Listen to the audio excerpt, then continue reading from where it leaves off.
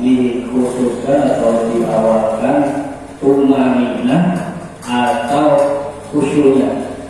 Sudah, itu aja saya minta jawabannya, penjelasannya. Terima kasih. Assalamualaikum warahmatullahi wabarakatuh. Waalaikumsalam warahmatullahi wabarakatuh. Pertanyaannya, bagaimana Ustadz ketika kita melaksanakan sholat, menunaikan sholat yang 5 waktu ataupun sholat-sholat yang lainnya, apakah dahulukan khusyuk, apa dahulukan tumaninah? Nah, perlu kita ketahui, kita harus tahu rukun-rukunnya dulu. Rukun sholat berjumlah 18 ataupun 14, silahkan. Mana? Yuk kita baca bareng-bareng dulu biar paham dulu ya. Nanti dijelasan hukum tak langsung kena. Niat takbir ngadeg baca Fatihah rukun tumaninah itina tumaninah sujud tumaninah lunggu tumaninah tahiyat baca sholawat tartib mualat uluk salam yang pertama. Tuh 18. Nah, sedangkan tumaninah termasuk daripada rukun. Ada nggak di situ disebut khusyuk gitu? Ada nggak? Ada nggak? Nggak ada. Apakah tadi di tengah-tengah ataupun setelah berdiri ataupun setelah ruku khusyuk tumaninah? Ada nggak? Ada nggak? Ada. Nggak ada kan? Nah, sekarang bisa kita pahami. Oh, berarti manakala yang tidak disebutkan tadi termasuk rukun, itu termasuknya daripada sunnah. Ada yang mengatakan sunnah. Bahkan itu bukan syarat. Kalau yang tadi mah termasuk daripada syarat. Bila mana hilang aja atuh. Sebagaimana ulama nahwiyah menyatakan intapa syartu intapal masrut. Bila mana hilang perjanjian, maka hilang pula perkara yang dijanjikan. Nah, bila mana contoh kita sholat nggak ruku, sah apa enggak? Enggak sah. Sholat kagak ruku kok. Begitu lakum dinukum wal yadin Allahu Akbar langsung sujud. Kira-kira sah enggak sholatnya? Tidak. Apa alasannya? Karena tidak ada rukun. Karena ada rukun yang tertinggal. Nah, berarti tidak sah.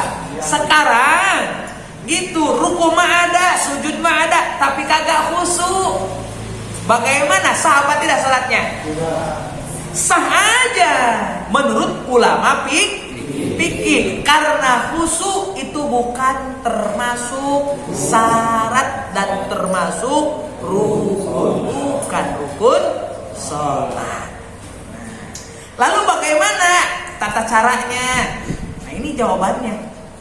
Kalau menurut ahli tasawuf, itu khusyuk adalah syarat daripada sahnya sholat. Bila mana nggak khusyuk, nggak sah menurut versi ahli tasawuf. Tapi kalau menurut ahli fikih, yang penting ada aja yang 18, maka sah sholatnya. Nah, lalu bagaimana nih caranya? Dahulukan khusyuk apa dahulukan tumaninah?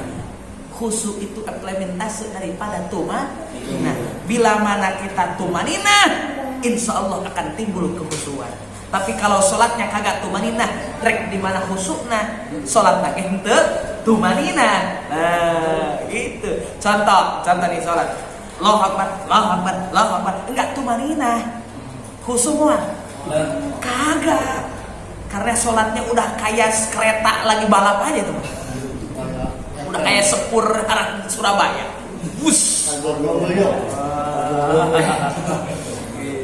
Jadi khusyuk itu timbul daripada tumaninah. Bila mana sholatnya penuh dengan ketumaninahan, insya Allah akan ada sebuah kekhusyuan. Tapi bila mana sholatnya tidak ada ketumaninahan, maka sirna pula rasa kekhusyuan. Maka tumanina, Allahu Akbar, berdiri dengan tenang. Itu namanya tuman. Coba kalau berdiri begini. Tuh nggak bakalan terus. Terus ruku, Allahu Akbar, ruku tumanina, tenang. Tumanina itu anteng, tenang, diem, nggak goyang. Goyang ini mah ruku. Subhanallah.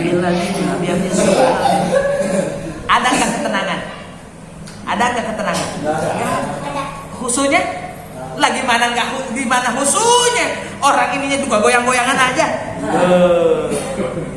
Maka dahulukan terlebih dahulu tumaninah, insya Allah akan timbul khusyuk. Jelas? Ada yang lain? Saya. Ya, baik. Mengenai sholat tarawih kan maaf nih karena termasuk kayak kurang tumaninah gimana Ustaz? Nah, cakep pertanyaan Pak Haji. Karena sebentar lagi kita akan memasuki Ramadan, sebentar lagi kita akan tumaninah. Nah, lalu tumaninah akan tarawih. Sebentar lagi kita akan menunaikan sholat tarawih berjamaah. Nah, ini bagaimana menyikapi tumaninah pada sholat tarawih. Nah, maka kita harus pahami dulu bahasa tumaninah ini. Karena sholat cepat dan lambat itu tergantung ketumaninahan. Sholat baik cepat ataupun lambat, bila mana ada tumaninah, insya Allah sah. Meskipun sholatnya lambat, bila mana tidak ada ketumaninahan, nggak bakalan sah. Lambat sholatnya maruku Allah. Subhanallah. Ambil goyang-goyang. Sami Allah. Lambat sholatnya mah, tapi nggak ada ketumaninah. Kira-kira siapa nggak sholatnya? Tapi meskipun sholatnya cepat, Allahu Akbar, Subhanallah, Sami Allah, diam, maka insya Allah sah.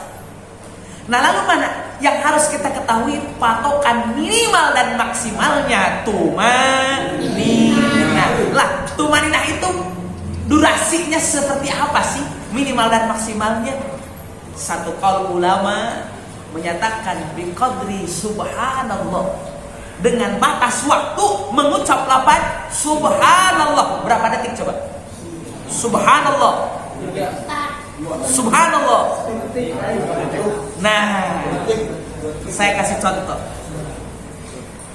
Ya, Allahu Akbar. Ya, salat nih. Lakum dinukum wa Allahu Akbar. Subhanallah rabbil azim bihamdi. Sami Allah liman hamidah. Cukup mudah dapat tumaninah. Karena ketika kita terruku itu mengucap subhana rabbil azim wa bihamdihi melebihi daripada kata subhanallah. Itu. Maka wajar sholat tarawih cepat karena bacaannya atu-atu. Dan patokan tumaninah biqadri subhanallah, dengan kadar ucapan subhanallah. Sujud pun sama. Allahu Akbar. Subhanallah bihamdihi. Allahu Akbar. Cukup. Karena subhana rabbiyal a'la wa bihamdihi itu jauh lebih panjang ketimbang lafaz subhanallah. Jelas? Nah, maka tarawih juga nggak apa-apa, silahkan. Karena sekarang mah nyari imam tuh yang cepet aja. Coba kalau misalnya imam tarawih imamnya lambat, bubar sholat.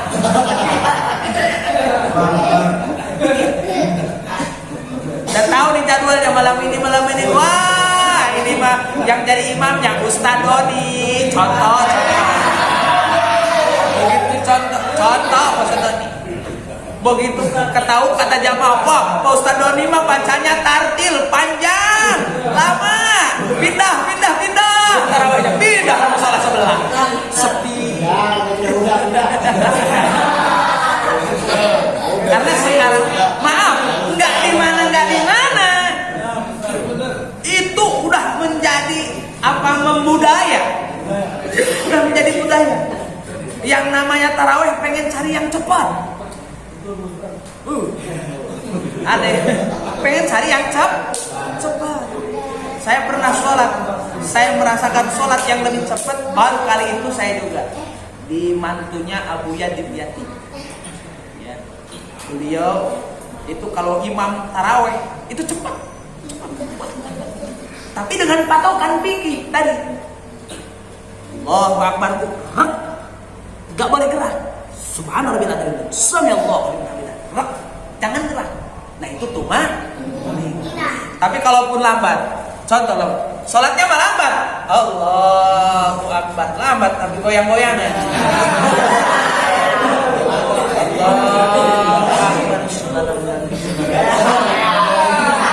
Meskipun lama 1 jam, sholatnya mah cuma 2 rakaat 1 jam, lama. Jangankan istilahnya dapat pahala, sah juga kan? Apa alasannya? Karena tidak tuma. Maka patokannya sholat taraweh baik cepat ataupun lambat kembali kepada patokannya apa? Tuma. Yang penting tuma. Allah ada harapan. Jelas? Ada lagi anak muda?